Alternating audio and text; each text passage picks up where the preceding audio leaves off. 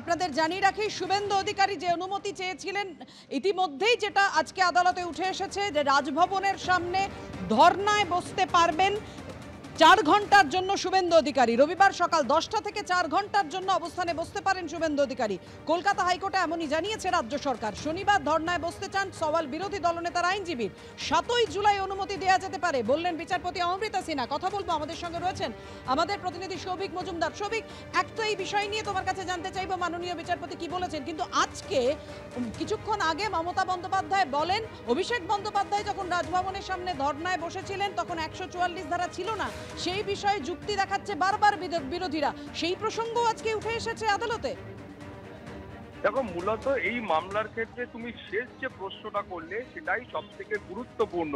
তার কারণ শুভেন্দু অধিকারীর আইনজীবীরা বলেন যে এই কলকাতা হাইকোর্টের রাজ্য সরকারের আইনজীবীরা তারা বলেছিলেন যে যেই সময় অভিষেক বন্দ্যোপাধ্যায় অর্থাৎ তৃণমূল কংগ্রেসের বিক্ষোভ সমাবেশ ছিল সেই সময় ওই অঞ্চলে 144 ধারা ছিল এবং তার সপক্ষে, এবং সেই সময় কি করে ওই আন্দোলন হলো বা সেখানে করা সম্ভব কি সম্ভব নয় সেই সপক্ষে কলকাতা হাইকোর্টে সরকারি আইনজীবীরা একাধিক নির্দেশনামাও পেশ করেছেন।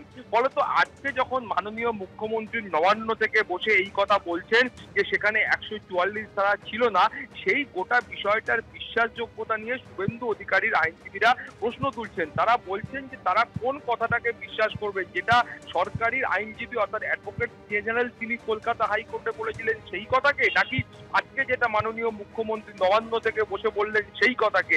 কোন কথাকে তারা বিশ্বাস করবেন সেটা তারা এই মুহূর্তে বুঝে উঠতে পারছেন না। কোন কথাটা ঠিক কোনটা বেঠিক সেটা তারা বুঝে উঠতে পারছেন না। ফলত এই প্রশ্নের প্রেক্ষিতে মাননীয় বিচারপতি অমৃতা সিনহার যে মন্তব্য সেটা কিন্তু অত্যন্ত গুরুত্বপূর্ণ। তিনি শুভেন্দু অধিকারীর আইনজীবীদের উদ্দেশ্য করে বলছেন যে আপনারা অ্যাডভোকেট জেনারেল কিশোর দত্ত যে কথা বলেছেন সেই কথাটাই শুনুন, রাজনৈতিক নেতাদের কথায় বিশ্বাস করার দরকার নেই। অর্থাৎ রাজনৈতিক নেতাদের যে কথার যে বিশ্বাসযোগ্যতা সেই বিশ্বাসযোগ্যতা নিয়ে কলকাতা হাইকোর্টও কিন্তু প্রশ্ন তুলছে এবং সেটাই কিন্তু এই মামলার ক্ষেত্রে সব থেকে গুরুত্বপূর্ণ পর্যবেক্ষণ বা মন্তব্য।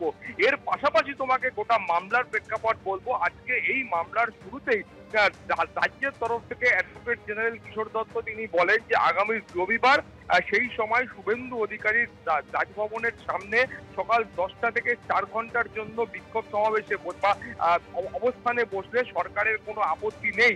কিন্তু সেই সময় শুভেন্দু অধিকারীর আইনজীবীরা বলেন যে রোববার অর্থাৎ 30শে জুন সেই সময় প্রধানমন্ত্রীর একটি অনুষ্ঠান রয়েছে মন কি বাত, ফলে সেই কারণে ওই দিনটা তাদের একটু অসুবিধা আছে। তার আগের দিন অর্থাৎ শনিবার দিন করলে শুভেন্দু অধিকারীর কোনো অসুবিধা নেই।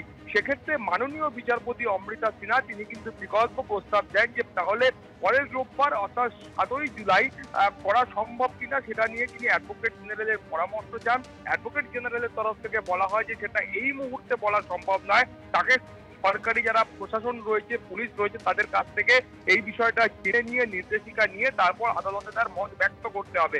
ফলে আগামী মঙ্গলবার শুনানির পরবর্তী দিন ধার্য করা হয়েছে এবং সেই সময় দিন এবং স্থানকাল পাত্র সমস্তটাই নির্বাচন করা হবে। কিন্তু যেটা সব থেকে গুরুত্বপূর্ণ যে মাননীয় বিচারপতি অমৃতা সিনহার এই পর্যবেক্ষণ যে রাজনৈতিক নেতাদের কথায় বিশ্বাস করবেন না, অ্যাডভোকেট জেনারেল যে কথাটা বলছেন সেই কথাটা শুনুন, সেটাই কিন্তু এই মামলার ক্ষেত্রে আজকে সব থেকে গুরুত্বপূর্ণ অংশ। ধন্যবাদ সৌভিক।